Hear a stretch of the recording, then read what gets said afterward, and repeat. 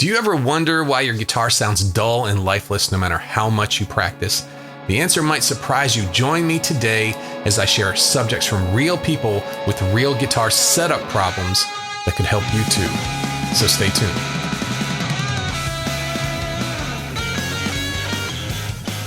Hello and welcome, friends, to this episode of the Play Guitar Podcast. I am Lee, and this is the podcast that's determined to make you a better guitar player. No matter if you're just starting out or you've been playing for years, this is the show that's helping you become the guitar player that you always wanted to be. If you are new here, hello, and make sure you subscribe to the podcast and check out the description for all the links from the show.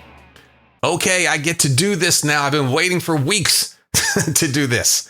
It's actually already started, but this is the first time I'm bringing it to you, the podcast greater audience across the world. This is for super fans of the show. If you listen every week, if you've gone back and started at the beginning and worked your way through the podcast, this is something that I've done for you. I've always wanted a place with the Academy where, hey, I say it every week, have a place that's your online home base for guitar. That's what I've been wanting to do for a long time. So I've had an idea way back in, was it last year? Last year around April to May, I did where I went every day for 30 days. And I just thought, maybe people get tired of this. I don't know. You know, maybe the first couple episodes we have with some people and then it'll probably drop off. Well, it didn't. It all the way through that month, more and more and more people were listening to the show. So that told me something. People are listening to podcasts. They might want to have some more podcasts. How about that? So I've been wanting to make the Academy a place where we could all hang out, have a conversation about these topics that I'm talking about now, or just have a place where if you just like to listen to the podcast, you get more of that right there. So I have done something. Now that I'm doing this full time, I'm able to do this, right? So now I've done something. I have started a private podcast just for you, just for members. So if you're ready to take the next step in your music journey, if you want to listen to more of these things, if you want more in depth about what I'm talking about on the main show, starting today, you can get exclusive access to the Academy private podcast. It's available 5 days a week. I'm doing it Monday through Friday. It's already started for members for the past, it's probably been a week and a half at this point. And if you've been on the fence about joining the Academy, you may not have all those times, but you love the podcast and would like a lot more. This is the perfect opportunity for you. Plus, now, if you have that, you have the community of like-minded musicians and podcast listeners right there. We can steer the show. We can talk about these things.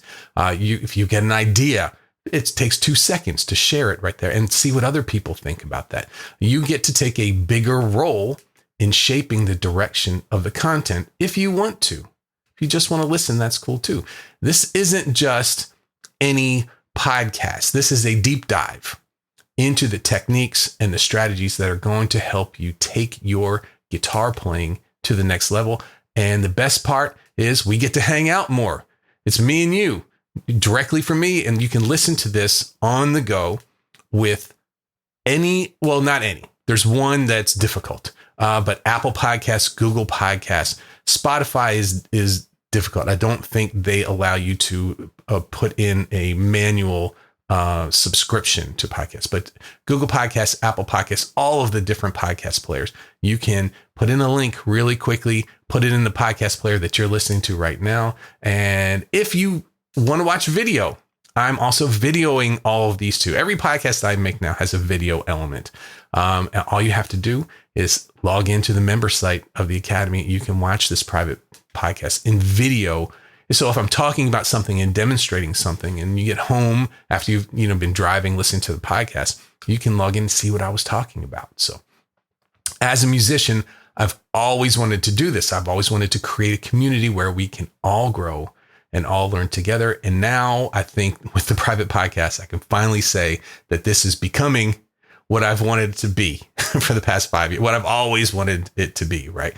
So if you're a dedicated listener to the main show, don't miss out on this opportunity to get even more in-depth insights, practical tips from the podcast. And just go over to playguitaracademy.com, click on membership, and that's where we do all this kind of stuff. Monday is, I'm going to call it Member Monday. I'll come up with better names for all of this stuff. But I'm going to be talking about different members and things that they're going through every Monday. On Tuesdays, kind of an off-topic Tuesday. The first one I did was things that guitar players do to drive other people crazy. I had a lot of fun with that one too. But on Wednesday through Friday, that's going to be a little bit different. We're going to take the topic of this week's main podcast and we're going to go deep into it. We're going to look at different aspects of it. I'm super excited about it and can't wait to see you over there. Are you tired of feeling like your guitar playing is stuck? You're not alone. I've been there. We've all been there. If you're listening to this, you understand that. The truth is sometimes the reason why we can't seem to get any better, you feel like you're just banging your head against the wall, it's because we're being held back by something that you may not even be aware of. So I'm going to ask you something. Is your guitar setup holding you back? Have you ever played someone else's guitar and it played so much better and you can't figure out why that is? Right? Today, we're going to deep dive into the world of guitar setups. We're going to discuss how they have a really huge impact on your playing. But don't worry, this is not going to be some sort of techie, boring thing. Instead, I'm going to share a story about actually a few students of mine, but one big story about a student of mine who's listening right now, Murray, who was struggling to get progress. And he was really, really trying hard, feeling discouraged, feeling frustrated. And then one day we discovered that the guitar setup was the root of his problem. And then in minutes after you went and get that set up, you making a few adjustments, the playing improved dramatically. And it felt like they had a whole new instrument in their hands and a new lease on life with their guitar playing. So I want to hear from you. If you're over in the member area, or you can actually do this on the show notes page, leave a comment. Have you ever had a similar issue with your guitar setup? It was wrong. You didn't even know it. And it was fighting you. Or maybe you have a success story of your own where you figured it out and all of a sudden everything was wine and roses after that, right? So head on over there and let me know in the comments and we'll start a conversation and help each other out. So let's get to the main content today. How guitar setup can hold you back. Now, this is just an outline. I've been doing this a lot lately. I have a lot prepared and I just do like David Letterman and I take the card and throw it, but we may do that today. I don't know. We'll see. But the first thing, incorrect action and string height, the distance between the string and the top of the frets. This is the number one thing, especially people who start off playing acoustic guitar, where it's not so easy to adjust that. And it's pretty much, other than changing the relief of the neck, using the truss rod on the neck, there's not a whole lot you can do without actually physically changing the guitar. And a lot of people just think, oh gosh, I can't take this anymore. Their fingers hurt. It's tough to hold down. It sounds out of tune in one area of the guitar, and the other one might be in tune. It's really disheartening. And also, you might have a guitar, you might buy a new electric guitar, and those strings are way down flat against the frets, and you might have a good grip, and it just sounds buzzy. It doesn't feel right. It's way too low, or maybe down low on the guitar. It sounds okay, but the higher you get up, you start to fret out. Have you ever heard that, where you play a note up there, maybe one note in between two doesn't work, right? Maybe your fret heights aren't equal, aren't level. So what we tend to do after that is we tend to look around. We tend to see other people playing guitar. We start paying attention to things we never paid attention to. So we might say, hey, their strings are really high and it's not bothering them. That would be tough for me. My strings are really low and they're too low for me. And you start to realize what one person's guitar setup, what works for them, may not work for you. It may not do what you want it to do. Everyone's hands, strength, the shape of their finger, everything everything about the playing process can be different from one person to the next. So we need to have these adjustments. We need to be able to adjust the guitar in different ways. And what works for one person doesn't work for you. So what do we have to do? We have to learn what works for you. Okay, let's talk about common issues that are caused by action and string height. So I talked about that. Buzzing. Buzzing is a big thing. Maybe you're not close enough to the fret. You get those kind of sounds. Buzzing, fretting out, I talked about that a minute ago, where the note just dies. It just doesn't play at all. Also intonation problems too. So what's intonation? Intonation is making sure that your string is in tune all the way across the length of the strings. The notes that are down at the 3rd fret are in tune, as well as the notes that are up at the 15th fret. And that deals with string length. But if your guitar action is too high, and you push down, especially down around the 1st, 2nd, and 3rd frets, sometimes that extra strength you need to push that string down can pull things out of tune really well. I've noticed that anytime I've had too high of an action, even though I have the guitar in tune, when I play it, it sounds a little out of tune. Also, sometimes if you have really tall frets and you're pushing down really hard in between those frets, it pulls the strings out of tune. Playing certain chords, I'm talking about the F chord. You know I'm talking about the F chord. I learned how to play the F chord when I was 12. Struggled with it, didn't like it. And then over time, I made peace with it. Made friends with the F chord and didn't really think about it after that. Was able to play it. To me, the F chord still sounds a little out of tune. Something about those first frets, even if the guitar's perfectly in tune, you have to make some little adjustments there. But I made peace with it, and then I was done with it. Little did I know I was going to be teaching for the rest of my life and dealing with that F chord, sometimes on a daily basis. If your action is too high and you try to play the bar F chord or the half F chord, whichever one that you try to play, if you try to play that chord up at the 8th fret, make it a C, it might be easy for you to play, but down there by the nut, right? It gets very difficult. You're at the beginning of the string's length. It's a little more tension there.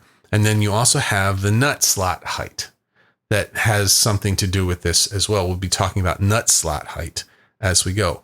How high your nut slots are has a direct relationship to how comfortable the guitar feels to play. And if you think about it, right, you set your action at the bridge down here. If you're an acoustic guitar player, you might file your bridge saddle down to get it sitting right over the frets. But that's only on one side of the strings.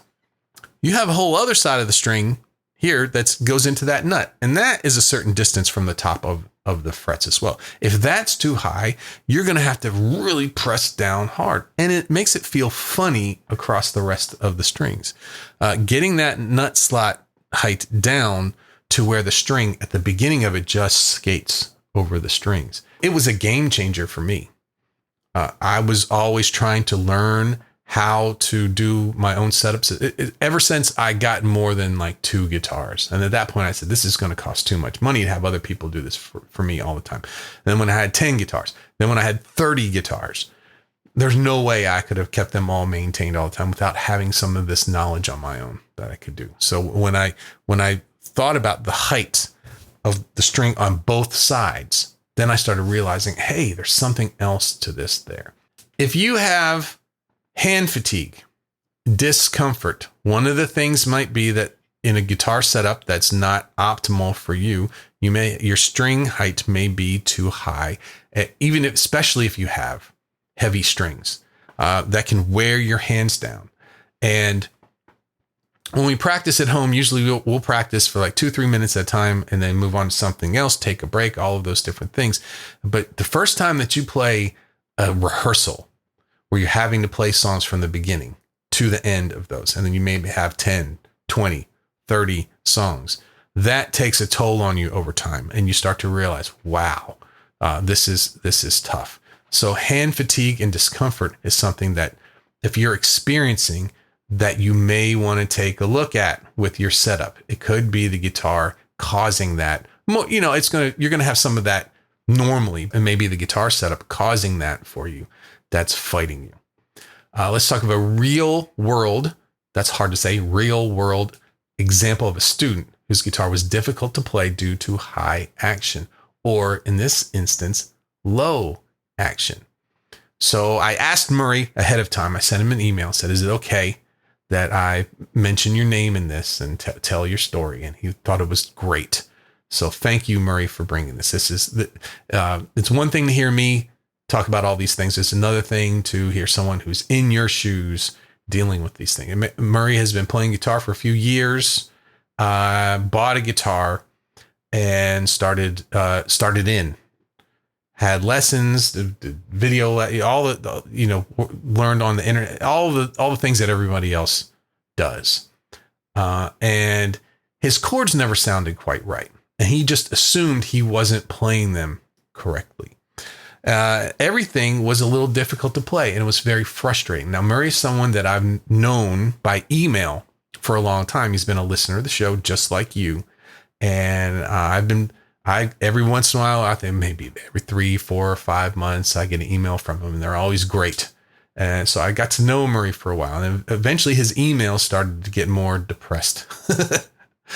Eventually his emails started to take on more of a negative tone about his guitar playing. It's just like, I'm putting time into this, and I can't figure out what's going on. So finally I just said, okay, let's get to the bottom of this now. So we met. And actually, Murray is a student of mine now after all this. But we met online, took a look at his playing, took a look at what's going on, and everything he was doing was right for these chords to get them to sound correct. I said, and I went through the list of all things we do. Everything's doing right, and they just sound. And the action on his guitar was incorrect. It wasn't working. The notes weren't lasting long. They weren't sounding clear. Every chord he tried to play had a buzz to it that wouldn't go away, no matter what he did, how much he adjusted. So I said, man, it's time. We need to get this guitar looked at. He had no idea about that. And how would he? How would a lot of us, I didn't know a lot of the things. I got guitars, and it took a ton of experimenting with the guitars to figure out to set it up the way that I liked. You just assume you buy a new guitar, it should be set up correctly. And it wasn't. And he took it down to the guitar store. Someone set it up for me, and overnight things changed. Let's talk about the next thing that might be throwing you off. Poor intonation. It's one thing to tune your guitar up, to take the tuner, go, and tune the string, and it's there. And as a new guitar player, you think, well, that's it. It should be in tune. I've tuned it. It's correct. The machine says it's in tune. Why does it sound bad? So I'm going to explain intonation. I explained it already before. The intonation is keeping the string in tune with itself. That's the second thing that has to happen. That deals with distances. If you look at the bridge of your guitar here, right? On a Stratocaster type, on the back of the tremolo, you've got these little screws, and they go into the back of the saddles, the individual saddles for the guitar. Now, what happens is when you tighten them or loosen them, they move. And the more it moves towards the neck of the guitar, the shorter your string is going to be.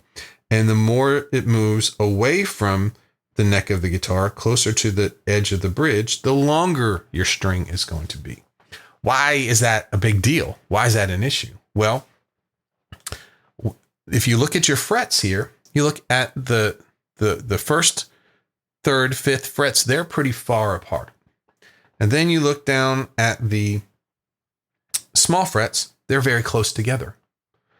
Well, why is that? Well, it's because there's a formula. There's a formula about fret spacing to have notes that are all in tune.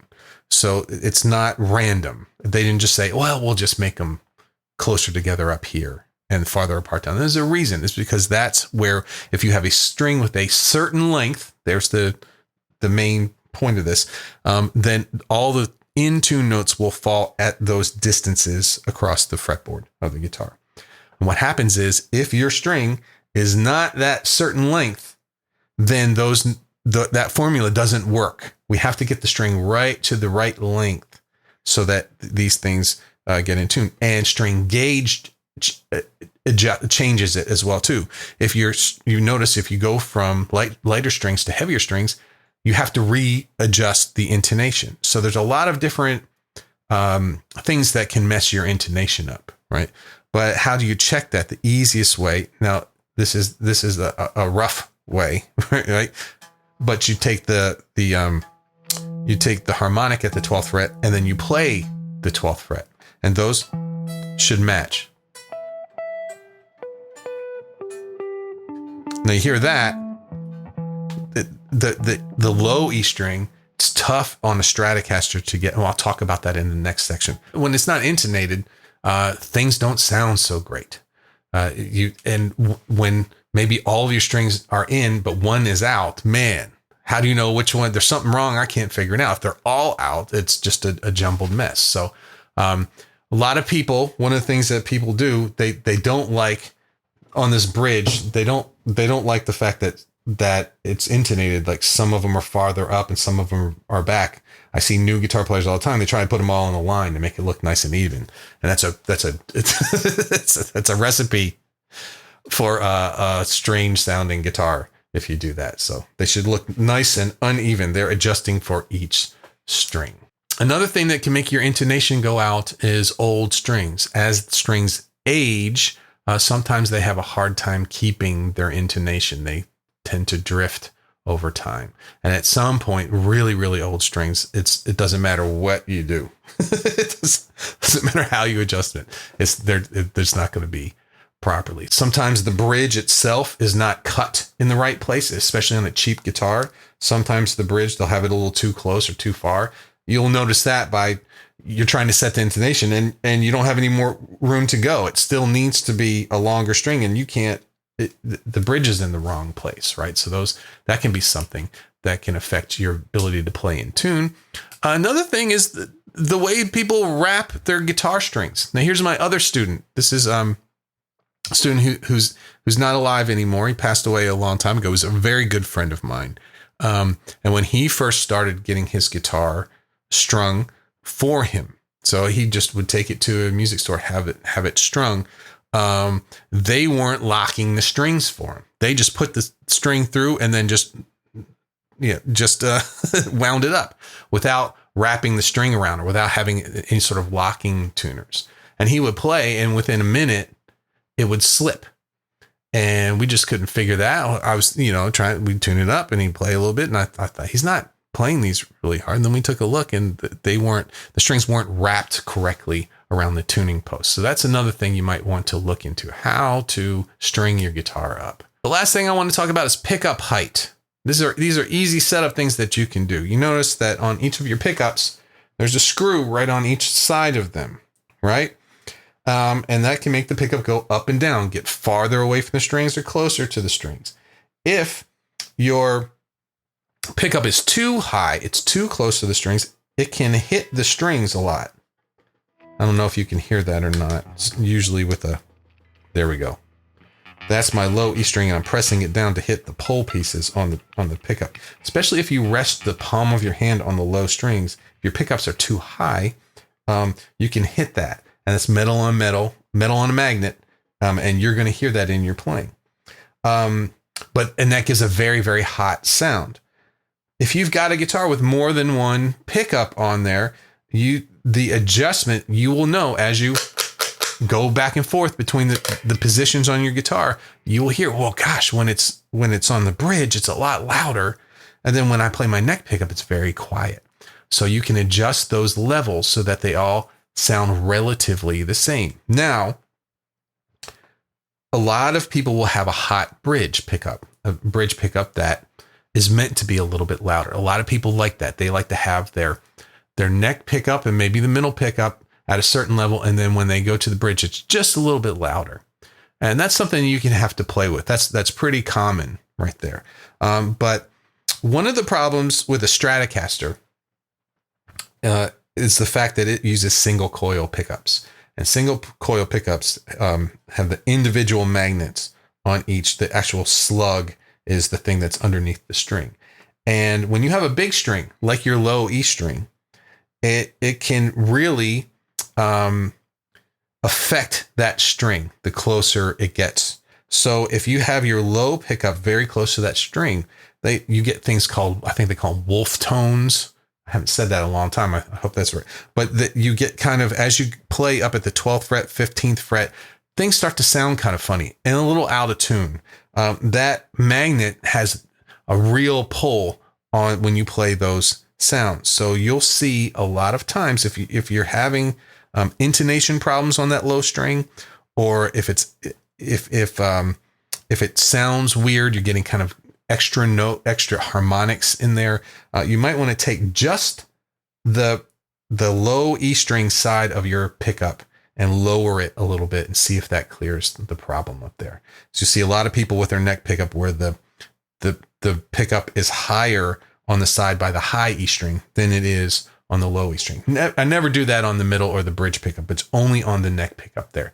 That's when it has the most effect. Another thing, bridge pickup. This is something that especially with humbuckers, but any bridge pickup really, it can get harsh the closer that you pull the pickup up to the string. So especially if you have a hot pickup and it's too close to strings, the EQ of it will be off. It'll sound a little bit more bright and harsh there. So that's something that you might want to do before going and getting new pickups, is to experiment with the height of the pickup and see what the changes in the tone can do as well for you. So there you have it, folks. The next time you feel like your guitar's holding you back, you might want to take a closer look at its setup. A few simple adjustments can make all of the difference. And don't forget, as a member of our private academy, you have exclusive access to the podcast where we dive even deeper into guitar setup and other advanced technique. This week on Wednesday, remember, DIY solutions, things you can do at home to improve your guitar's playability. Thursday, we talk about the benefits of a pro setup, how it can drastically improve your playing. And then on Friday, we'll be covering the importance of regular maintenance and the simple tasks that you can do to keep your guitar in top shape. Make sure to tune in. And I also want to remind you, I have my upcoming course, Solos That Make Sense, and may be open by now. I'll put a link in the show notes. This course, I'll cover techniques to help you create more interesting and a lot of fun musical solos. Thanks for listening. I did it. I let the cat out of the bag. This is fun. And until next time, keep on rocking. And that is a wrap. Thanks for tuning in today for the Play Guitar Podcast. Don't forget to hit the subscribe button below to stay updated on our latest episodes. And please consider leaving a review on Apple Podcasts or iTunes if you found the content valuable. But wait, there's more. Are you ready to take your guitar playing to the next level? Lock in your membership to the Academy today. Get exclusive access to my private podcast where you will learn directly from me and get a lot more fun and interesting guitar infotainment right there in your online home base for guitar. Thanks again for listening, and I will see you on the next episode